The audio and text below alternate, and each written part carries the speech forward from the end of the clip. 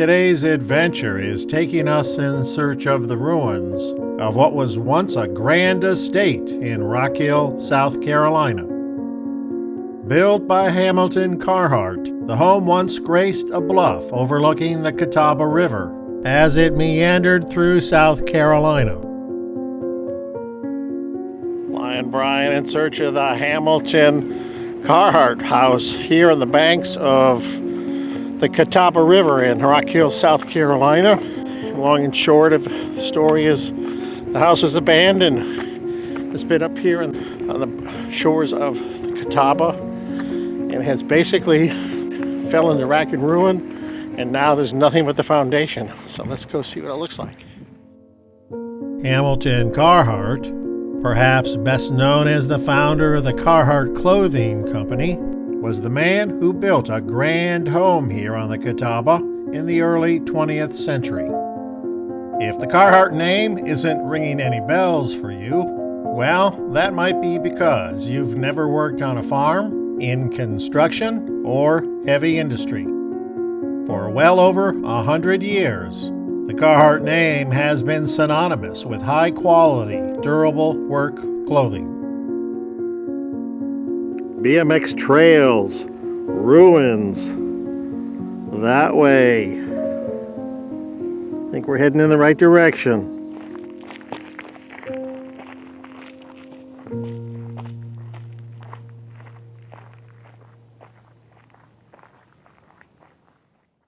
Hamilton Carhartt was born in 1855. He founded the Carhartt Clothing Company in 1889 in Detroit, Michigan. In 1907, Hamilton made a trip to Rock Hill, South Carolina, intent on purchasing a mill to supply his factories up north.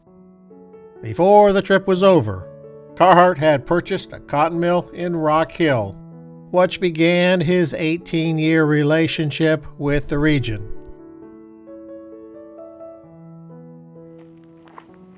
The trail follows along what was once a drive, which encircled the home, flanked by this granite stone wall. This is what remains of a basement, above which is believed to have been a dining room.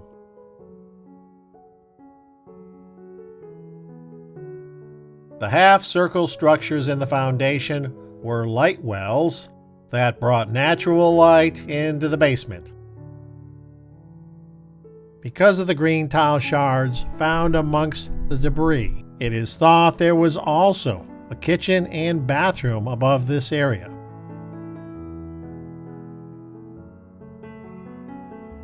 This is likely the flue of the large double-faced fireplace that once graced the home's living room, now laying on its side, forlorn, atop a small mountain of stone rubble. The bedroom area, the columns at the front entrance, and to the right, the large half-circle porch. Here at the front entrance were purported to be towering leaded-paned windows.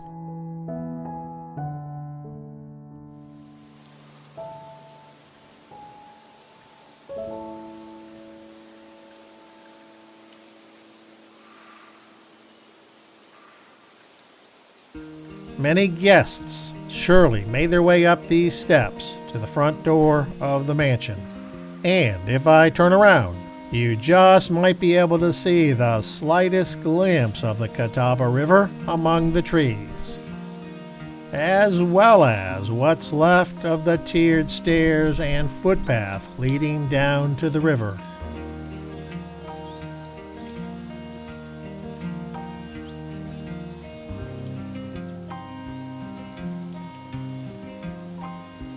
The patio would have provided a beautiful view of the river in its day.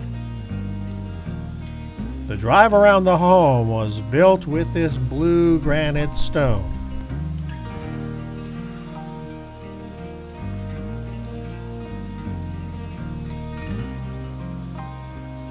I'm at the front left corner of the home, where there were 5 bedrooms, which included the Carhartt's bedroom, as well as a large, lavish bath area.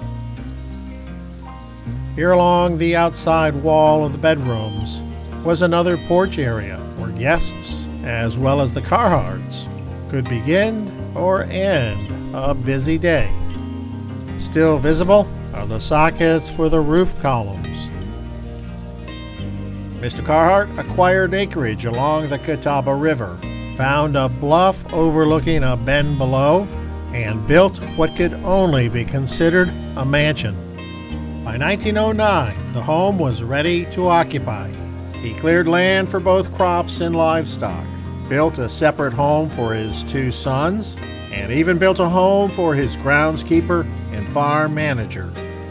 While Mr. Carhartt's permanent home remained in Michigan, he created a sort of model Southern Plantation along the river in Rock Hill, a place that not only provided an ideal escape from the harsh northern winters, but likely would provide him a peaceful place to retire. Carhartt turned 65 in 1920, and the timing could not have been worse. 1920 brought a downturn in the economy, which threatened the very survival of his company. He returned to Detroit to do damage control.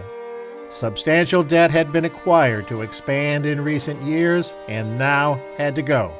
And that meant selling everything in South Carolina, including the home on the river.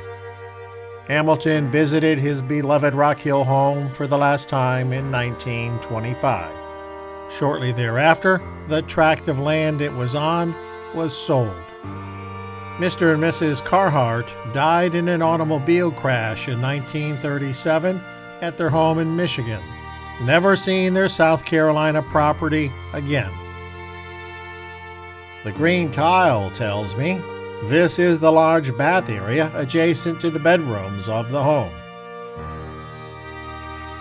The home went empty and fell into disrepair. There was one short-lived attempt to restore the home when Mr. David Moore moved in and attempted to restore the place. However, he too abandoned the old home. Decades passed. Wind, rain, decay, and vandalism decimated the once grand building. In 1952, the property had become an attractive nuisance, and Celanese, the landowner, knocked down what remained. I'm now atop the home's front semicircular porch. With no trees, just imagine the grand view of the river below.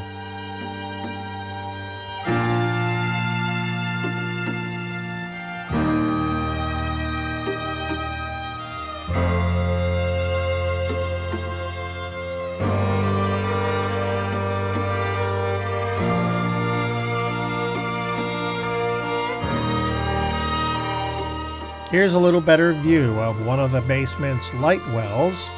There was likely a window frame set into the basement wall, with the well left open at the top.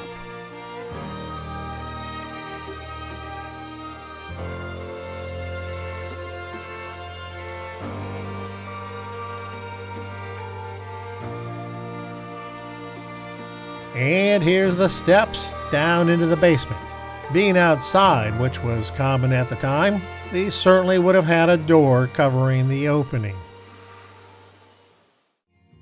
We're now walking over to another nearby ruin. This one, I believe, is the house built by Hamilton for his 2 adult sons, who helped their father with managing the nearby mill operations. Today, while the ruins are known to many locals, the house, buildings, and other structures are now shrouded in mystery. No one alive remembers the property when it was occupied. Not a single photograph has ever surfaced showing the home in its heyday, nor has any plan or blueprint ever been found. We're left with nothing but this collapsed and overgrown ruin and one's imagination. It's no wonder speculation abounds as to what this place once looked like. But maybe that's all part of the fun of exploring strange abandoned places like this. It allows your mind to paint your own personal image of how the home must have once looked, of how the river appeared below the bluff as it rounded the curve, of what it was like to stroll the once beautiful rooms and grounds back in a much different age so long ago. I thank Ms. Pat Grant, the author of the book Hamilton Carhartt in Rock Hill, South Carolina, an amazing and comprehensive resource on Mr. Carhartt. Her book helped me form a better understanding of who Carhartt was, how he came to spend time in South Carolina, and the rise and fall of his dream home on the banks of the Catawba River. Remember, life is a journey. Enjoy the ride, and thanks for watching.